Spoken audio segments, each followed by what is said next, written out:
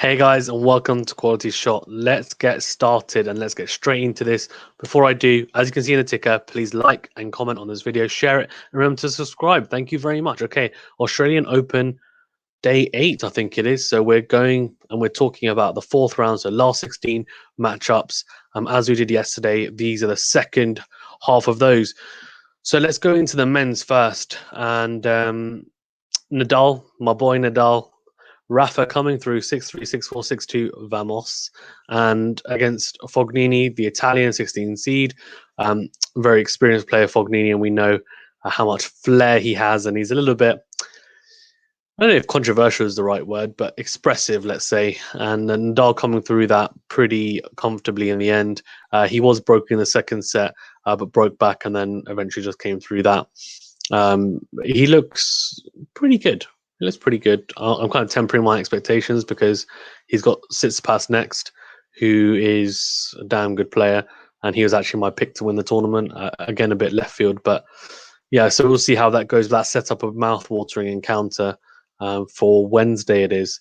So I can't wait for that match. It's going to be fantastic. Hopefully Nadal comes through it, but I wouldn't be surprised to see the number 5 seed in Tsitsipas come through.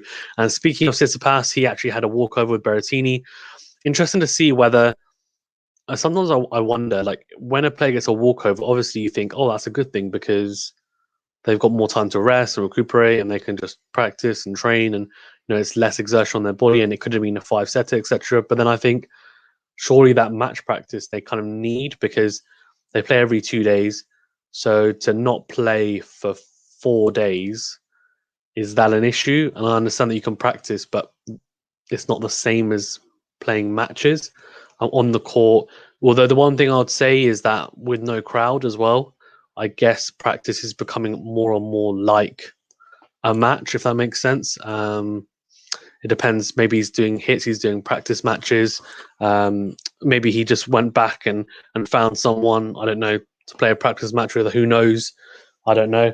But either way, interesting to see how it affects him, whether it's positive or negative, and whether it's visible against Nadal as well. But it's a shame because that was my pick for the day, to be honest with you. In men's and women's matchups, I thought Tsitsipas versus Berrettini, the number 5 versus number 9 seed, and Berrettini is a good player. So he said that unfortunately he just couldn't play, couldn't compete, and the injury was too bad.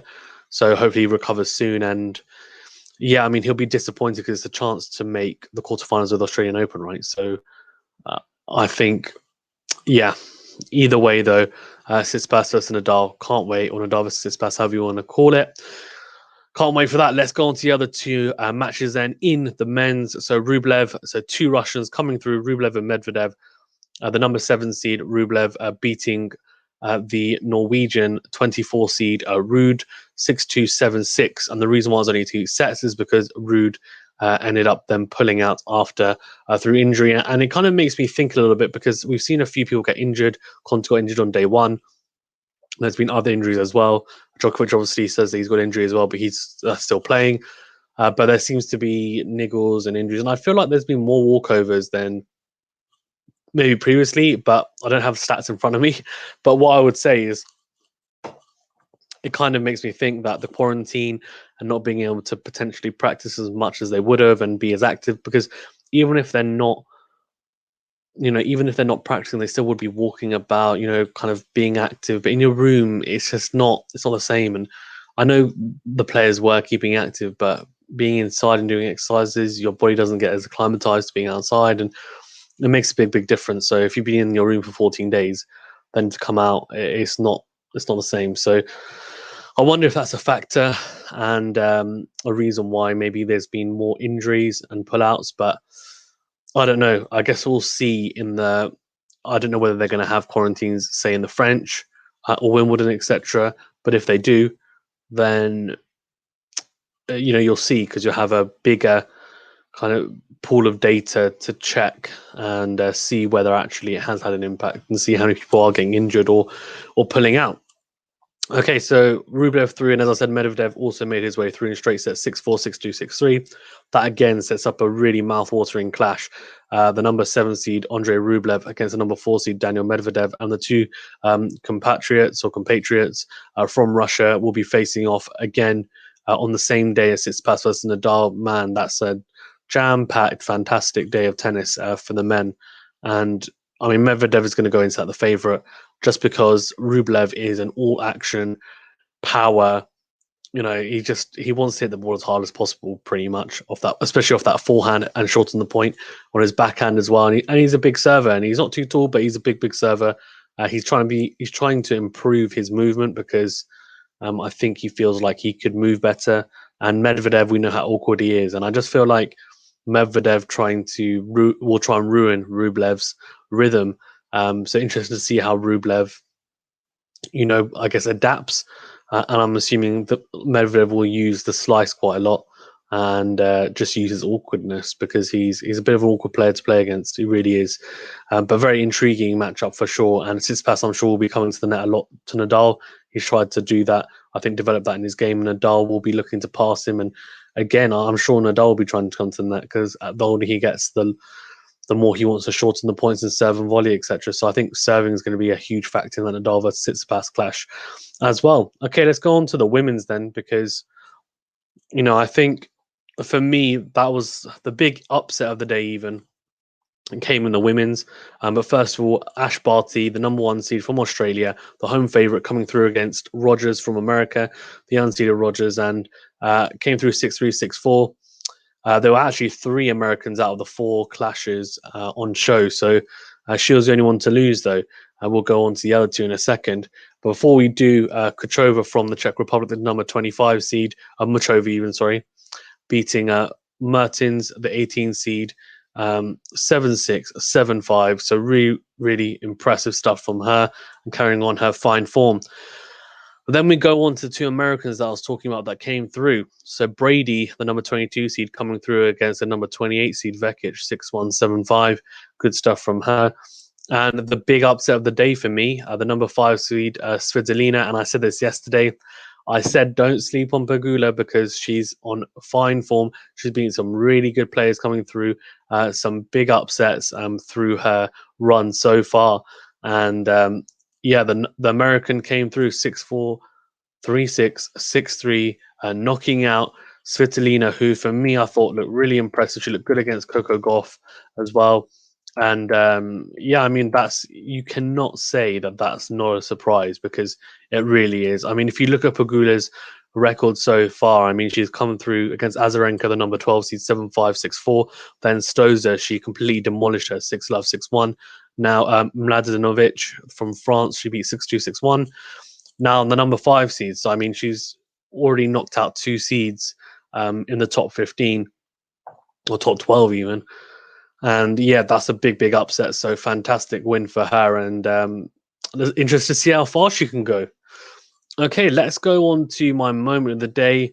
So moment of the day, I mean, it's got to be Nadal coming through for me, just because I'm so biased.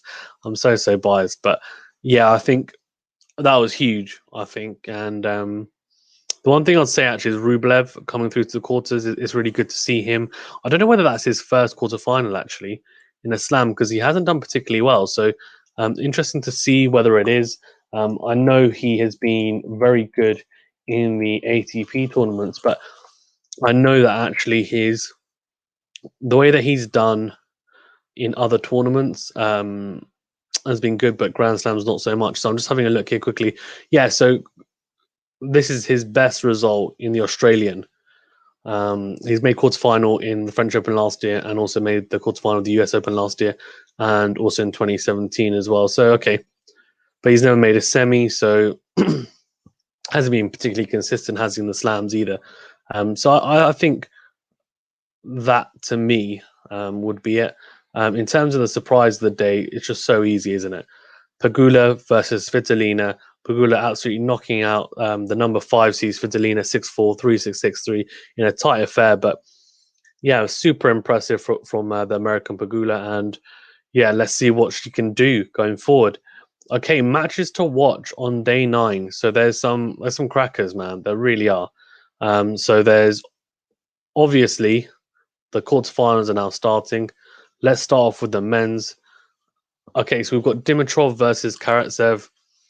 I mean, Dimitrov for me, Karatsev's been impressive. He beat Olga LSEM in 5, but Dimitrov, I mean, given the form he's in, I mean, you've got to back him, right? And he's fresh as well, coming through a straight setter against Dominic Thiem and a big surprise. But Karatsev has just come through a 5-setter with Olga LSEM, and so that doesn't help anymore as well.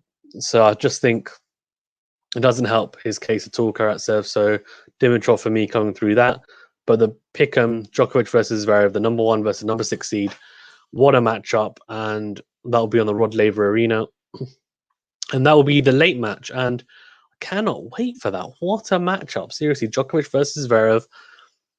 I mean, if Djokovic is not 100%, then I tell you what, like, it's going to be tough. It's going to be tough because, and even if he is Zverev, if he serves well and doesn't hiccup on his second serve and serve doubles, then I tell you what, he's in for a hard day's work or night. I think it will be in Australia. So fantastic matchup. I'm really looking forward to that. Then we've got C versus Osaka, so the unseeded Taiwanese 38-year-old versus, for me, I think the favorite Osaka. Or she was my pick anyway. I mean, I'm backing Osaka here, but you never know. C's been in fantastic form, so I think that's going to be a good matchup. But the pick'em and the women's, I mean, Serena Williams versus Simona Halep. These are crackers. Seriously, absolute crackers. I cannot wait. That Serena versus Halep and Djokovic versus Zverev matchups are quality. But yeah, thank you very much, guys, for watching. I cannot wait to watch these. Oh, also, we will be doing a live for Djokovic versus Zverev tomorrow, myself and Venu. So we will be covering most of the match. To be honest with you, I think we probably won't do the first set. Just because I should really be working. So I'll work until the second set. And then from the second set onwards, we will be covering it. We'll see whether we cover the whole match, but it will be a large chunk of it. So tune in. It'll be good fun. It really will be. Thanks, guys. Have a fantastic day and speak to you tomorrow. Thank you very much.